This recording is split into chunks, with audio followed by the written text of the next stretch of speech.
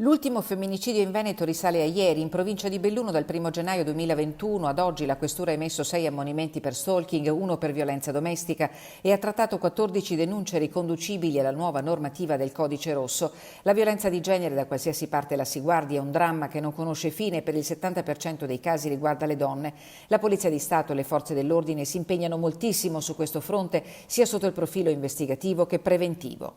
Il profilo preventivo può essere affrontato con tutta una serie di misure di prevenzione che sono veramente utili e sarebbe opportuno che le persone veramente le conoscessero. La nuova campagna lanciata oggi intende perseguire lo scopo della diffusione capillare, innanzitutto dei numeri utili a cui rivolgersi in caso di necessità e poi a riconoscere le diverse sfaccettature della violenza. Nell'opuscolo presentato da Questura di Belluno e Aspiag Service, titolare dei marchi Despar, Eurospar e Interspar, sono racchiuse informazioni preziose destinate alle donne che nei supermercati sono di casa. Grazie intanto alle questure, perché con questo progetto e nello specifico sulla violenza di genere noi diamo l'opportunità con un piccolo opuscolo di poter dare un'informazione reale a chi ne ha necessità, non solo a chi oggi vive in un momento di difficoltà o pericoloso, ma soprattutto anche per cercare di informarsi. Un problema serissimo che va affrontato a tutto campo e quindi questa iniziativa di Despar è un'altra iniziativa utile